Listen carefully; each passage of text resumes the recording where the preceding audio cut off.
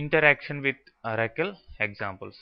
అంటే PLSQL programme ద్వారా మనం Oracle డేటాబేస్లో ఉన్న డేటాని ఎలా PLSQL ప్రోగ్రాంలోకి ఇంటరాక్ట్ చేసుకోవాలి, ఇన్పుట్ ఎలా తీసుకోవాలి, వాటిని ఎలా హ్యాండిల్ చేయాలి, అంటే టేబుల్స్లో ఉన్న డేటాని ఎట్లా అనేది కొన్ని ప్రోగ్రామ్స్ ద్వారా చూద్దాం. ఈ 3 ప్రోగ్రామ్స్ ద్వారా. ఓకే,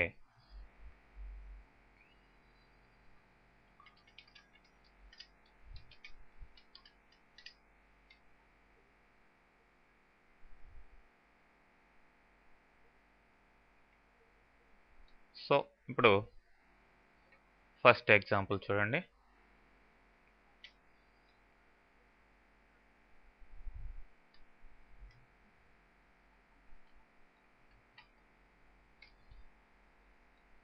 మన ఎడిటర్లోకి ప్రోగ్రామ్ని కాపీ చేసి మీరు ఇదే విధంగా టైప్ చేసుకోండి.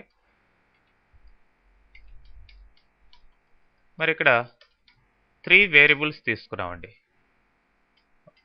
నంబర్ని తీసుకునేదానికి, అంటే ఎంప్లాయ్ నెంబర్ని తీసుకునేదానికి NO అనే వేరియబుల్, వర్క్ నేమ్ అనే 2 varchar వేరియబుల్స్ తీసుకున్నాం. మరి NOలోకి నంబర్ని ఇన్పుట్గా తీసుకుంటున్నాం, అంటే ఎంప్లాయ్ నెంబర్ని. So select job ename into work name. అంటే జాబ్ ename అనే ఫీల్డ్స్లో ఉండే డేటాని వేటిలోకి ఇన్పుట్ తీసుకుంటున్నాం, వర్క్లోకి, నేమ్లోకి. ఇక్కడ ఇంటూ అనే కీవర్డ్ని అప్లై చేయడం జరుగుతుంది. ఈ ఇంటూ అనే కీవర్డ్ ఓన్లీ సెలెక్ట్ స్టేట్మెంట్లో PLSQL ప్రోగ్రామ్స్లో మాత్రమే ఇవ్వడం జరుగుతుంది. Okay, from employee table where EMP_NO equal to NO. అంటే మనం ఇచ్చిన ఎంప్లాయ్ నెంబరు NOలో ఉంది కదా, దానికి ఈక్వల్గా ఉండే ఎంప్లాయ్ నెంబర్కి వర్క్లోకి, నేమ్లోకి ఈ జాబ్ని, ఈ నేమ్ని తీసుకోవడం జరుగుతుంది. సో ఆ పర్టికులర్ ఎంప్లాయ్ నెంబర్కి సంబంధించిన జాబు, ఎంప్లాయ్ నేమ్ ఈ 2 వేరియబుల్స్లోకి వస్తాయి. జస్ట్ DBMS_output_ లైన్ ద్వారా ఈ 2 వేరియబుల్స్లో ఉన్న వాల్యూస్ని ప్రింట్ చేస్తున్నాం. అంటే PLSQL ప్రోగ్రాంలోకి ఒక టేబుల్లో ఉండే డేటాని లోకల్ వేరియబుల్స్లోకి ఎలా తీసుకోవడం. ఈ 2 లోకల్ వేరియబుల్స్, ఈ 2 ఏమో ఆల్రెడీ టేబుల్లో ఉన్న ఫీల్డ్స్. ఓకే, సో చూడండి, ఫస్ట్ మీరు ఎంప్లాయ్ టేబుల్లో ఉండే డేటాని చూడాలి.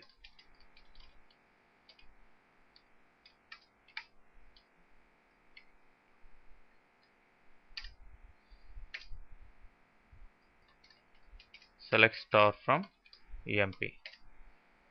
సో ఇప్పుడు ఏదో ఒక ఎంప్లాయ్ నెంబర్ని ఇవ్వండి, ఇక్కడ ఉండే ఎంప్లాయ్ నెంబర్ని ఆ ప్రోగ్రామ్ రన్ చేసేటప్పుడు.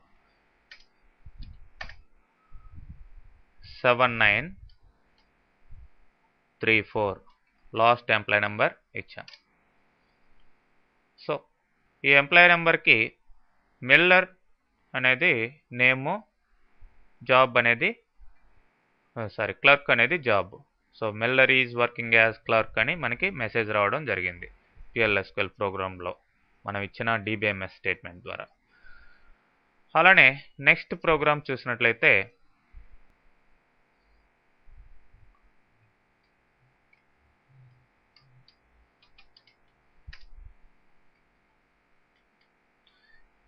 ఇక్కడ సాలరీ అనే వేరియబుల్ని తీసుకున్నాం, ప్లస్ NO అనే నంబర్ వేరియబుల్ని తీసుకున్నాం. మరి సాలరీ అనే వేరియబుల్ దేనికి ఏ డేటా టైప్ని పొందుతుందంటే చూడండి, EMP.salaryకి ఏ డేటా టైప్ ఉందో, అంటే EMP టేబుల్లో ఉండే సాల్ అనే ఫీల్డ్కి ఏ డేటా టైప్ ఉందో ఆ డేటా టైప్ని ఈ పర్సంటేజ్ టైప్ అనే అట్రిబ్యూట్ ద్వారా మనం రెఫరెన్స్ చేయడం జరుగుతుంది. అంటే మనకి ఇదే డేటా టైప్ దీనికి అప్లై చేయాలి కాబట్టి అది ఏదో మనకు కరెక్ట్గా దాన్ని చూసి ఐడెంటిఫై చేసి ఆ నెంబరో ఏదో ఇవ్వడం కంటే పర్సంటేజ్ టైప్ ఈ విధంగా ఇచ్చేసినట్లయితే, ఒక table name dot field name percentage type ఇచ్చినట్లయితే దానికి సంబంధించిన ఈ ఫీల్డ్కి సంబంధించిన డేటా టైప్ దీనికి అసైన్ కావడం జరుగుతుంది. ఇప్పుడు నేను నంబర్ని తీసుకుంటున్నాను, అంటే ఎంప్లాయ్ నెంబర్ని. ఎంప్లాయ్ నెంబర్కి సాలరీని సాల్ అనే ఫీల్డ్లో ఉండే సాలరీని ఈ లోకల్ వేరియబుల్ అయిన సాలరీలోకి తీసుకుంటున్నాం. ఏ ఎంప్లాయ్ నెంబర్కి? Wear EMPNO equal to NO, మనం ఇచ్చిన ఎంప్లాయ్ నెంబర్కి. సో ఇప్పుడు ఇఫ్ కండిషన్ పెట్టాం. సాలరీ కనుక 3000 కంటే ఎక్కువైతే దెన్ అప్డేట్ చేస్తున్నాం. ఎంత? 100 రూపీస్ ఎక్స్ట్రాగా ఆ ఎంప్లాయ్కి అప్డేట్ చేయమని ఇక్కడ అప్డేట్ స్టేట్మెంట్ రాయడం జరిగింది. లేదంటే అంటే సాలరీ 3000 కంటే ఎక్కువ లేదంటే అప్పుడు ఎంత అప్డేట్ చేయమన్నాం? 200 అప్డేట్ చేయమన్నాం. సో ఎండ్ ఇఫ్ పెట్టాం. తర్వాత కమిట్, డేటాబేస్లోకి పర్మనెంట్గా కమిట్ అయ్యేటట్టు కమిట్ రాయడం జరిగింది. ఇప్పుడు మిల్లర్కి తీసుకుందాం. ఏబిసి స్లాష్ మిల్లర్ నెంబర్ ఎంత అండి? Employee number 7934. ఎంటర్ ప్రెస్ చేయండి. సో సక్సెస్ఫుల్గా అప్డేట్ అయిపోయి ఉంటుంది. మరి అప్డేట్ అయిన డేటాని చూడాలంటే ఇంతకు ముందర ఎంత? 1300 ఉంది. ఇప్పుడు చూడండి, సెలెక్ట్ స్టార్ ఫ్రమ్ ఈఎంపి ఎంత అయింది? ఇది 1500 అయింది.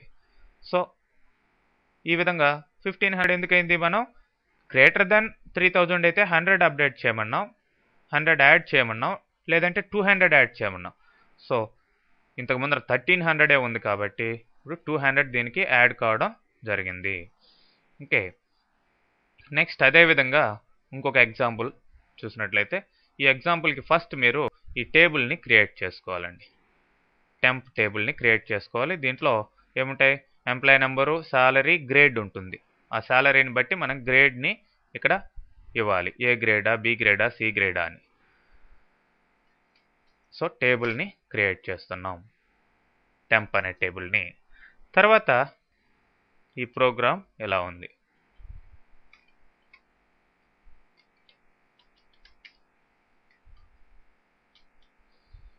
సో ఫస్ట్ ఎన్ఓ అనే వేరియబుల్ని ఎంప్లాయ్ నెంబర్ ఈఎంపిఎన్ఓ ఏ డేటా టైప్ ఉందో ఆ డేటా టైప్కి తీసుకున్నాం దేంట్లో? ఈఎంపి టేబుల్లో.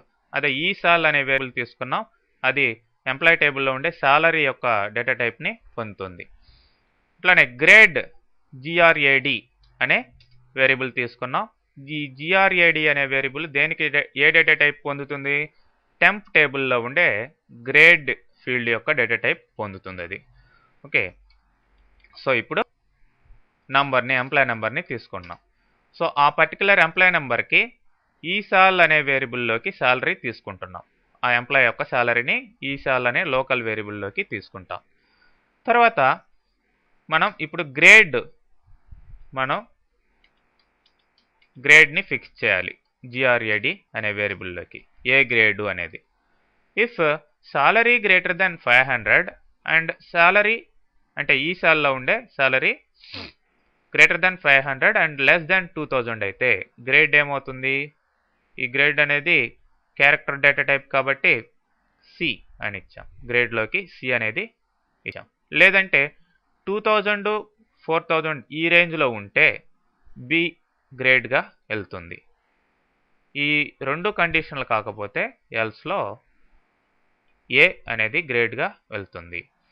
సో ఇప్పుడు టెంపరరీ టేబుల్లోకి మనం డేటాని ఇన్సర్ట్ చేస్తున్నాం. Insert into temp values N O అంటే ఎంప్లాయ్ నెంబర్, ఈ సాల్ అంటే ఆ ఎంప్లాయ్ నెంబర్కి గల సాలరీ, ప్లస్ ఇప్పుడు వచ్చిన గ్రేడ్, వాడికి వచ్చిన మనం ఇక్కడ తీసుకున్న గ్రేడ్. ఏ గ్రేడ్ అయితే ఏది, బి గ్రేడ్ అయితే బి గ్రేడ్, లేదంటే సి అయితే సి ఇక్కడ స్టోర్ కావడం జరుగుతుంది.